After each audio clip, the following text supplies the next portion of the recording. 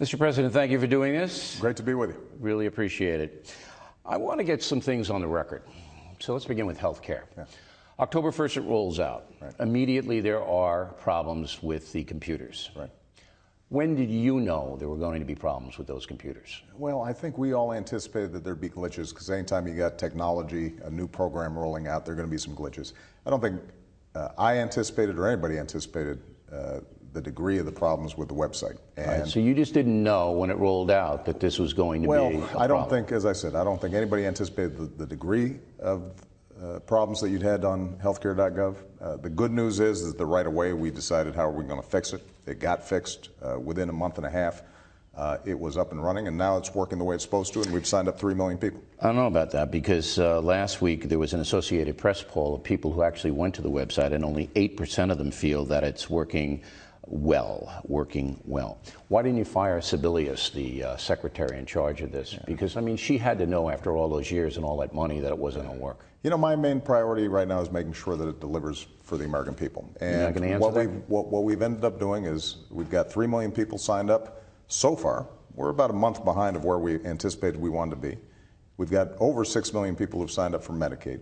Yeah. We've got 3 million young people under the age of 26 who are signed up on their parents' plan. And so what we're constantly figuring out is how do we continue to improve it? How do we make sure that the folks who don't have health insurance can get health insurance, and those who are underinsured are able to get better health insurance? I'm sure that the intent is noble, but I'm a taxpayer, and I'm paying Kathleen Sebelius a salary, and she screwed up, and you're not holding her accountable. Yeah. Well, I promise you that we hold everybody up and down the line accountable. But when we're midstream, Bill, that we want to make sure that our main focus is how do we make this thing work so that people are able to sign up, and that's what we've done. All right.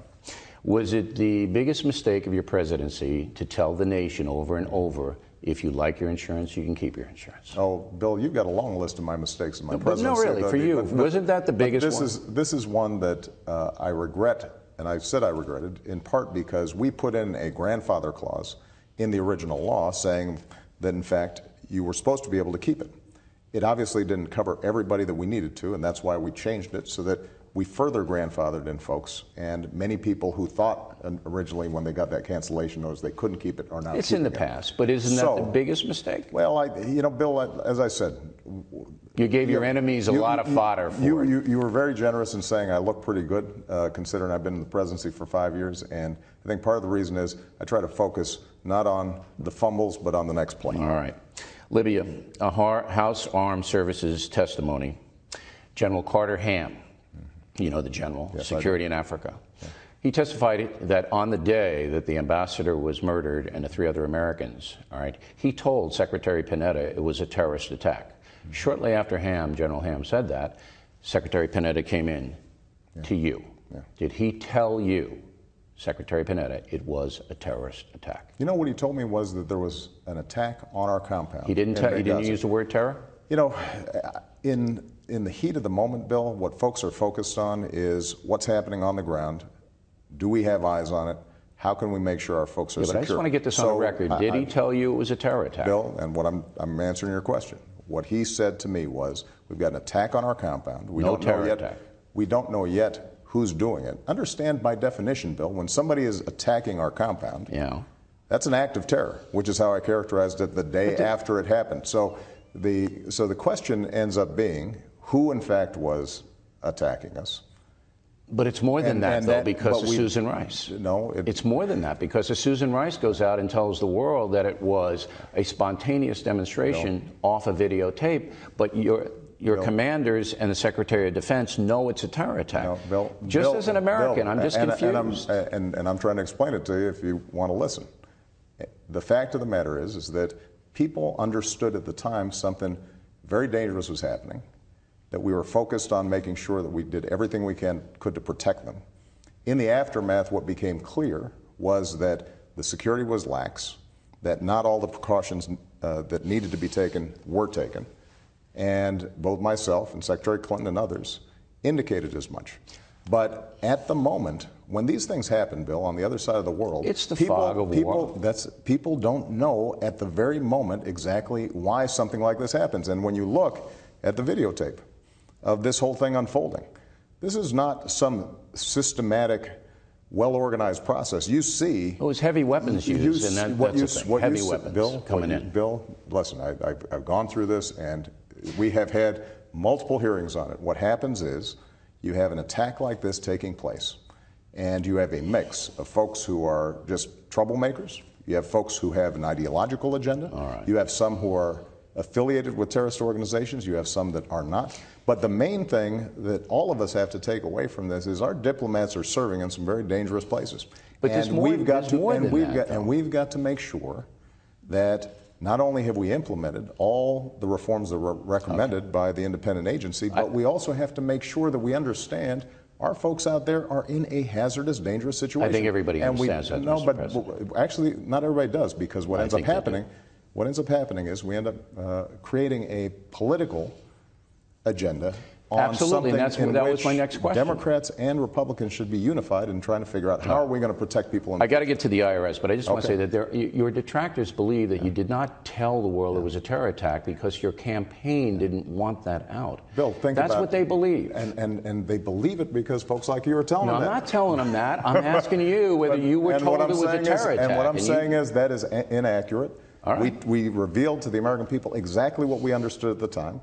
The notion that we would hide the ball for political purposes when a week later we all said, in fact, there was a terrorist attack taking place the day after I said it was an act of terror, that wouldn't be a very good cover-up if that's what we were I got to get to the IRS because I don't know what happened there, and I'm hoping maybe you can tell us. Douglas Shulman, former IRS chief, he was cleared into the White House 157 times, more than any of your cabinet members, more than any other IRS guy in the history by far. Okay, why was Douglas Shulman here 157 times? Why? Mr. Shulman, as the head of the IRS, is constantly coming in because at the time we were trying to set up the healthcare.gov, and the what IRS, did he have to do with that? The IRS is involved in making sure that that works as part of the overall healthcare team. So it was all healthcare? Number two, we've also got the IRS involved when it comes to some of the financial reforms to make sure that we don't have taxpayer-funded bailouts in the future. So you had all these different agendas in which the head of the IRS is naturally involved. Did you speak to him a lot yourself?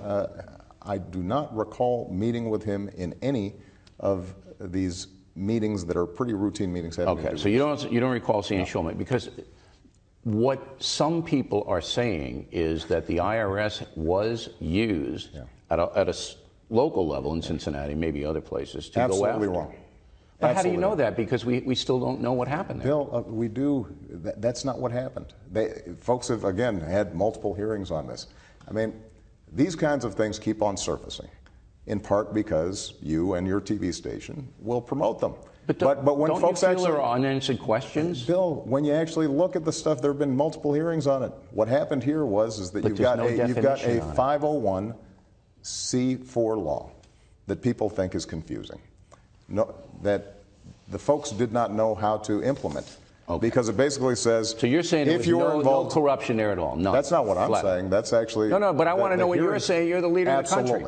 You're saying no corruption. No. None. No. There were some boneheaded decisions. Out of a but local no office. Mass corruption. Not even mass corruption. Not even a smidgen of corruption. Okay. I got a letter from Kathy Lemaster, Fresno, California. I said I would read one letter from the folks. All right. Mr. President, why do you feel it's necessary to fundamentally transform the nation that has afforded you so much opportunity and success? I don't think we have to fundamentally transform the nation. But those are your words. I think that what we have to do is make sure that here in America, if you work hard, you can get ahead. Bill, you and I benefited from this incredible country of ours, in part because there were good jobs out there that paid a good wage, because you had public schools that functioned well, that we could get scholarships if we didn't come from a wealthy family in order to go to college. Right. That, if you worked hard, not only did you have a good job, but you also had decent benefits, decent health care. They're cutting me off. And for a lot of folks, we don't have that. We've got to make sure that we're doing everything we can to expand the middle class and work hard. And people who are working hard can get into the middle class. I know you think maybe we haven't been fair, but I think your heart is in the right place. Prediction for the game: who's going to win the Super Bowl? I can't make a prediction. I don't know. These guys are too evenly matched. I think it is going to be 24-21, but I don't know who's going to be 24, and I don't know who's going to be 21. Mr. President, thanks very much. I enjoyed it. Thank you.